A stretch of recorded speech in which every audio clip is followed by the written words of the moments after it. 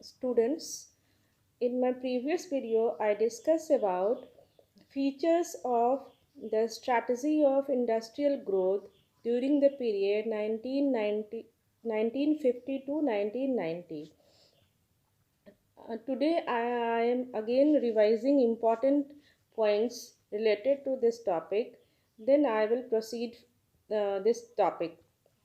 So, what are the features of the strategies of industrial growth? The principal features are the public enterprises were to play a central role in the process of industrialization. It was decided by the planners, policymakers, and government that the public sector or public enterprises are those enterprises which are managed and controlled by the government were to play a central role in the process of industrialization. The second feature is private enterprises were to play only a secondary role in the process of industrialization and subsidiary role in the process of industrialization, and that too under permit or license raj. It means it was a system under which private entrepreneurs were to obtain a license for their industrial establishment, and the most cases were to produce goods within a legally prescribed limits of production capacity. Means the if private sector want to establish industry, then they have to take legal permission from the government in the form of license. Next feature is process of industrialization focused on import substitution. What is import substitution? That I already discussed in my previous class. Again, I am repeating it, that import substitution imply that production of such goods was to be accorded a high priority which were imported from the rest of the world. Why import substitution policy started by the government? Because this import through import substitution, government can save foreign exchange as well as Indian economy becomes self-reliance. So that's why government reduce import substitution. Next is domestic industry was to be protected from foreign competition, and for protecting domestic industries, government imply two policy. First one is heavy duty on import, and second one is fixation of import quotas. It was realized that protection would foster the growth of domestic industry by through protecting the domestic industry by these policies like heavy duty on import and fixation of import quotas. Government started government decided that they will protect the domestic industry from the foreign competition. Then large scale industries was to be developed with a view to building an infrastructural base in the country. Then a small scale industry was to be developed with a view to achieving objective of employment and equity. And that the one commission was formed, that is Carvey Committee, and they submitted their report in 1955. And this committee recommended government that small scale industries can be taken into consideration because there is little investment required in small scale industry and small industry can be set up in any place of the country. That will reduce regional imbalance, and small scale industry is labor intensive where more labor is required rather than capital. So in industrial while making industrial policy, Government emphasized the importance of small scale industries. Government encouraged small scale industries by giving few relaxation. One important relaxation is get they can get loan from the bank at very low rate of interest. These are the features of the strategy of industrial growth during period 1950 to 1990. Now, after this discussion, there are some positive and negative effect of industrial strategies of industrial growth. Students, first I discuss positive effect of industrial policy. The first positive effect of industrial policy, which is very evident, that the proportion of GDP in proportion of GDP contributed by industrial sector increase in the period from 11.8% in 1950-51 to 24.6% in 1991. The rise in industry's share of GDP is an important indicator of development. The 6%, it was seen that 6% annual growth rate of industrial sector during the period of is very admirable. We can say that 6% annual growth rate of industrial sector was a good sign of development of industry. And uh, as you know, students, that in 1950 agricultures were playing a significant role in the contribution of GDP, but by the effort of planner and policy makers, industrial sector also started to give a significant role in the contribution of GDP. It has been rise from 11.8%, that was in 1950-51, as to 24.6% in 1991. Second contribution of industrial policy is industrial growth in Indian industry was no longer restricted to cotton and textile and jute industries, because at the time of independence, when few industries were actively participated in the Indian economy. These are only cotton and textile industries. But after industrial policy, uh, engineering goods industries and wide range of consumer goods industries were set up.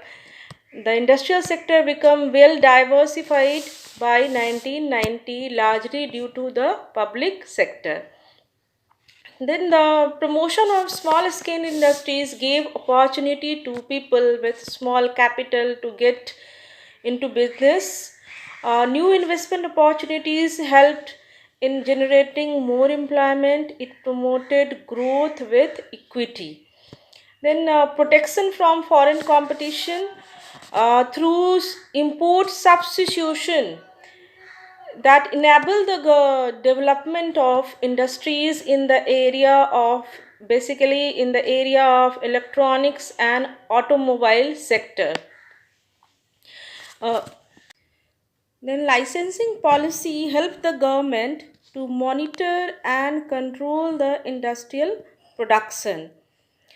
uh, Through the licensing policy, that is the policy which is given to the private sector. If any private sector wanted to establish an industry, that licensing policy helped the government to monitor and control the industrial production of basically from private sector. The public sector made a remarkable contribution by creating a strong industrial base. These are the positive effect of industrial policy, and it was very evident uh, because of industrial policies dependent on agriculture sector. had been consistently reduced. The surplus labor, which are labor workforce, which are available in agriculture sector, these excess workforce were absorbed by industrial sector. So we can say yes, there are huge contribution of industrial sector in the development of Indian economy. But in spite of good effect, there are lots of drawback in the industrial policy, and because of these drawback, India was forced to uh, accept new economic to bring new economic policy, that is LPG, liberalization, privatization, globalization, that you have to study in that is also included in your syllabus, and that you will study further. But few are the drawbacks which many economists criticize, and because of these drawbacks, India adopted new economic policy in 1991. Government started a policy, that is import substitution, for protecting the interest of domestic industry, but it has some drawbacks. Like um, first drawback is the our policies were inward oriented, and so we failed to develop a strong export sector. Second is, due to restrictions on import, some domestic producers made no sincere effort to improve the quality of their goods, and it forced the Indian consumers to purchase whatever is produced by them. The domestic industries failed to achieve international standard of product qualities because government restricted the import, and by charging heavy duties on imported goods, the domestic producers were not able to give uh, standardized international standardized goods, and the consumers were forced to purchase those goods because there was hardly any competition, and because of this, consumers has very limited choice. Second is licensing policy.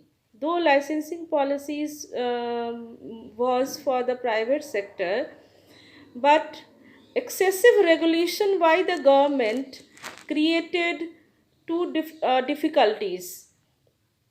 First one is, it was misused by industrial houses.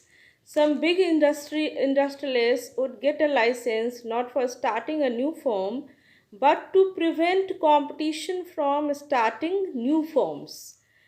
Second is time consuming. The complex procedures for obtaining license was very time consuming.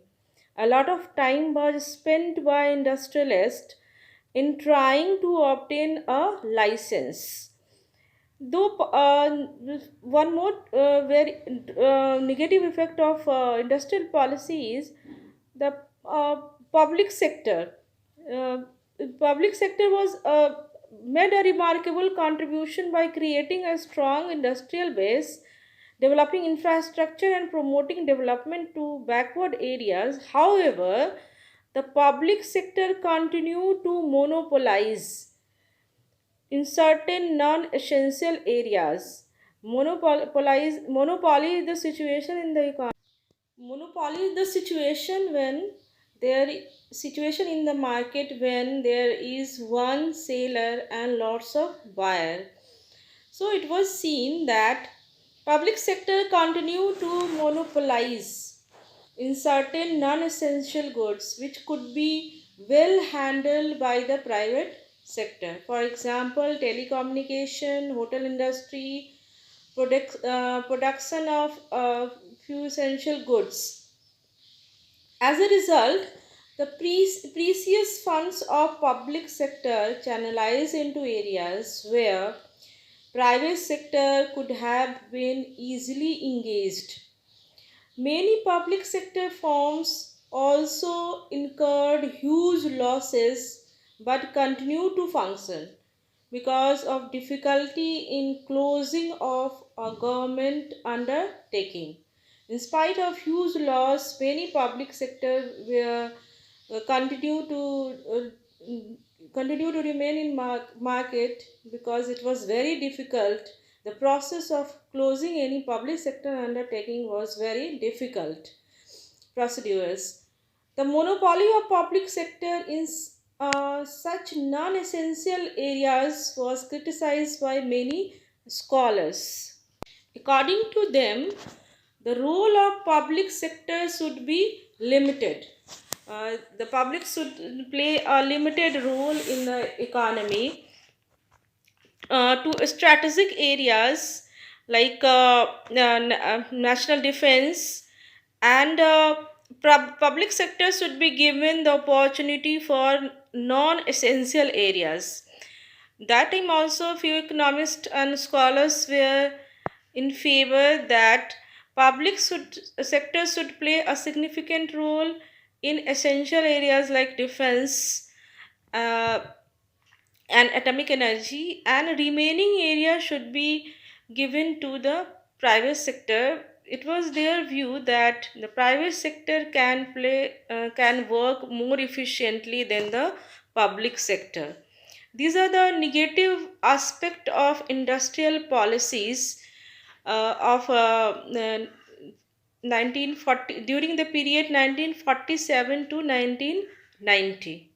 So, students, in this chapter, Strategies of Industrial Growth 1947 to 1990, uh, I discussed the importance of industry, factors necessitated direct participation of state, the Industrial Policy Resolution 1956, and development of SSI means small scale industries, and features of industrial policies and positive and negative effect of industrial policies and during the period of 1947 to 1990.